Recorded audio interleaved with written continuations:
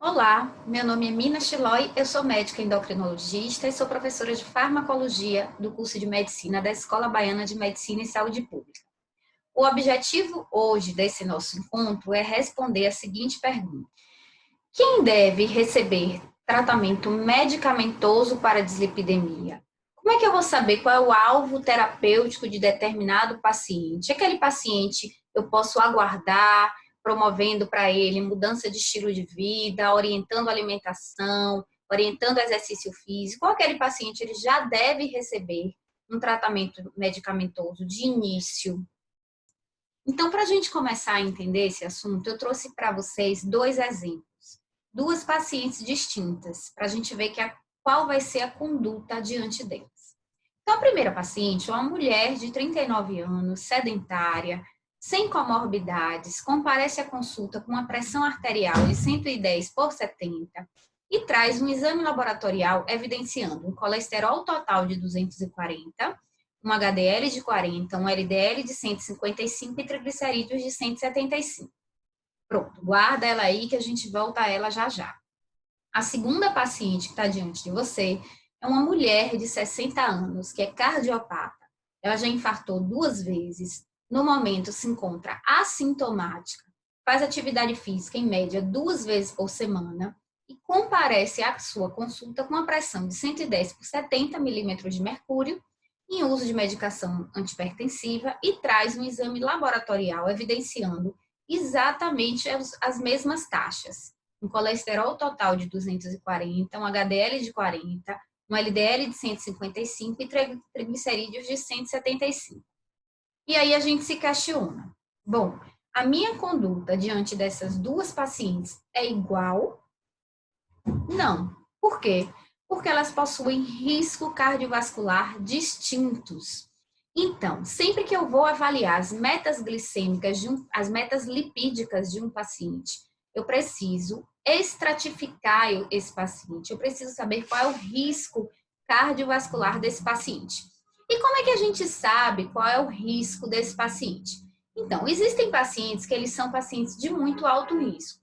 Pacientes de muito alto risco são pacientes que têm doença aterosclerótica significativa.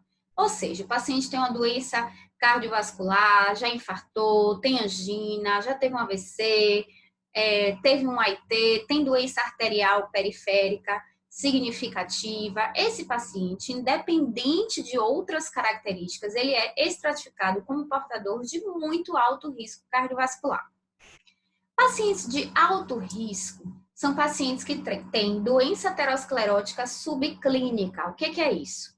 É um paciente que chega para você com um Doppler de carótidas mostrando placa, é um paciente que tem um índice tornozelo braquial menor que 0,9, um paciente que tem o score de cálcio arterial coronariano maior que 100, um paciente que traz uma angiotomografia de coronárias evidenciando placa. Isso é doença aterosclerótica subclínica. Ou outras características, um paciente com um aneurisma de aorta abdominal, com um comprometimento renal, uma taxa de filtração glomerular menor que 60, ou uma LDL basal maior ou igual a 190. Além disso, a gente tem, né, características do diabético que levam ele a ser alto risco, muito alto risco, e aí eu vou deixar para a gente falar disso em outro momento. Eu vou fazer um novo encontro com uma diretriz para falar do paciente diabético, porque ele tem uma diretriz de dislipidemia só para ele, então ele merece um momento só para ele. A gente vai deixar de stand-by isso aí. Bom, se o meu paciente eu não conseguir, né, avaliar, na avaliação, defini-lo como muito alto risco ou como alto risco, eu vou ter que calcular o score de risco global. E aqui, à esquerda, a gente tem a calculadora, que é uma calculadora disponível para Android, para iOS, e você baixa ela gratuitamente, e a gente consegue, através dela, calcular o score de risco global. Esse score de risco global determina o risco de IAM, AVC, insuficiência cardíaca fatais ou não, ou insuficiência vascular periférica em 10 anos. E eu vou considerar como risco intermediário entre 5% e 20% nos homens, entre 5% e 10% nas mulheres, e baixo risco, um risco menor que 5% desses eventos. E para esse cálculo, eu vou utilizar, né, para calcular o sexo, a idade, o valor da pressão arterial sistólica, se ela é tratada ou se não é tratada para hipertensão, se fuma, se usa estatina, qual o valor do colesterol total e qual o valor do HDL. Então, colocando esses dados, eu vou conseguir estratificar o risco do meu paciente. Então, a gente volta para aquelas duas pacientes que a gente viu. Então, veja bem, a minha paciente 1, eu coloquei ela na calculadora de score e eu vi que ela é portadora de baixo risco cardiovascular. Já a minha paciente 2, eu nem preciso usar a calculadora, porque é uma paciente que já infartou 2 vezes. Então, essa paciente, ela automaticamente já é classificada como um alto risco. E o que a diretriz brasileira de dislipidemia nos fala com relação a isso? Então, se a gente for olhar aqui, se a gente for procurar, aqui onde tem valor do LDL, a gente tem esse valor do LDL de acordo com as categorias de risco. Então, veja aqui do lado que essa categoria é referente ao cálculo ou à classificação que eu fiz. Então, a diretriz me diz que a meta de LDL para um paciente portador de baixo risco é menor que 130. Se esse paciente for risco intermediário, menor que 100, alto, menor que 70 e muito alto, menor do que 50. Aqui em cima a gente ainda tem valores de colesterol total, HDL e triglicerídeos de um modo geral. Colesterol total idealmente menor que 190, HDL maior que 40, triglicerídeos menor do que 130. E aqui embaixo também os valores do não HDL referentes também à estratificação de risco. E também a própria literatura, né, ela nos indica o seguinte, a gente tem essas metas, que são metas numéricas, mas, inclusive, tem um embasamento científico muito maior quando eu falo em percentual de redução, que é uma outra forma que a gente pode utilizar como alvo terapêutico. Então, o que a literatura nos traz? Pacientes portadores de muito alto risco, tá? Eu vou objetivar uma redução percentual maior do que 50%.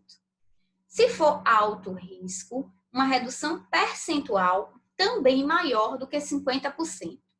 Risco intermediário, uma redução de 30% a 50%, e risco baixo, uma redução de menos do que 30% do basal.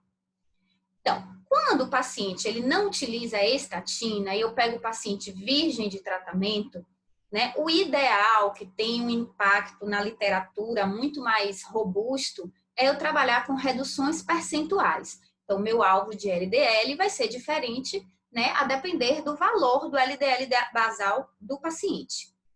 Quando eu pego um paciente que já vem em uso de estatina, eu posso ter uma dificuldade maior com relação à redução percentual por não ter esse valor basal. Então, a gente trabalha mais com alvos numéricos, né? Então, no muito alto risco, menor do que 50 de LDL, no alto, menor do que 70, intermediário, menor que 100 e no baixo, menor do que 130. E a própria literatura também nos traz, né, as doses das estatinas diversas que conseguem atingir essas nossas metas terapêuticas. Então, nessa tabela, a gente consegue ver quais são as estatinas que conseguem reduzir o percentual em maior ou igual que 50%, em 30% a 50% e menor do que 30%. Isso nos auxilia nesse manejo do paciente para a gente conseguir alcançar a meta terapêutica para ele. Então, esse era o recado que eu queria dar para vocês, dessa importância da estratificação de risco, para a gente determinar qual é o alvo de LDL de um paciente. Outro dado muito importante é que nos pacientes de alto e muito alto risco, a estatina ela é fortemente recomendada, e ela é fortemente recomendada por conta dos efeitos pleiotrópicos da estatina, de estabilização de placa de estatina, enquanto que os pacientes com baixo e moderado risco, a gente pode tolerar, a depender de quão fora ele esteja da meta, a gente iniciar com modificações de hábito de vida e caso eu não alcance, aí sim eu entro com estatina. E lembrar que, no momento em que eu defino entrar com estatina naquele paciente, a terapia com estatina ela deve ser mantida continuamente.